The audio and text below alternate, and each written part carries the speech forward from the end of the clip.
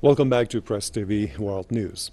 Russia has dismissed a U.S. call to cut ties with North Korea in response to Pyongyang's launch of an intercontinental ballistic missile. Russian Foreign Minister Sergei Lavrov was speaking to journalists in the Belarusian capital, Minsk. He said the U.S. policy of ramping up sanctions on North Korea to roll back Pyongyang's missile and nuclear programs was not working.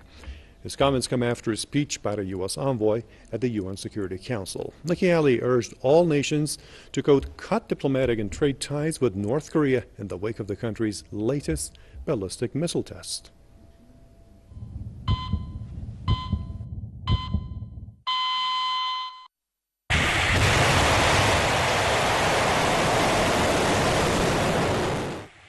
North Korea test-fired a new type of intercontinental ballistic missile on Tuesday, saying it could target the entire U.S. mainland.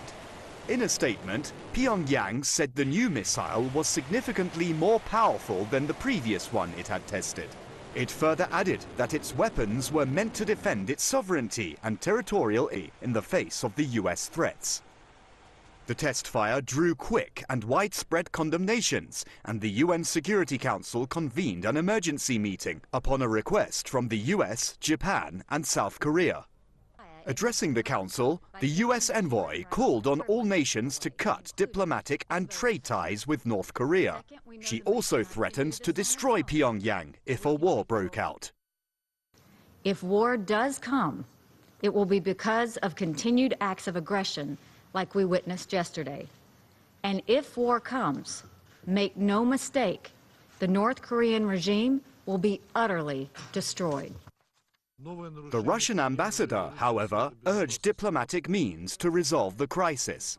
This is precisely the approach that was proposed by Russia and China in their joint statement of the 4th of July, when they proposed a roadmap of a gradual move toward a settlement starting with the principle of suspension for suspension, which envisions the DPRK stopping missile and nuclear tests, while at the same time the US and South Korea decreasing the scale of their military exercises.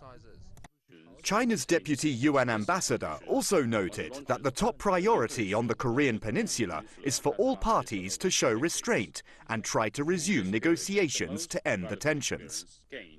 Meanwhile, as world leaders are calling for an end to North Korea's missile and nuclear activities, some experts say Pyongyang's missile program will continue as long as it feels threatened by the US.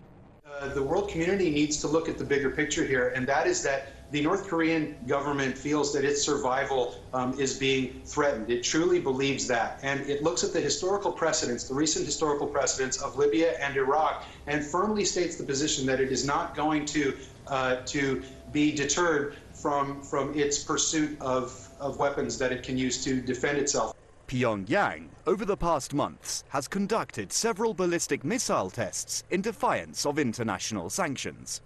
However, as a war of words between North Korea and the US and its allies drags on, this is the fate of the people that remains at stake as a result of this saber rattling.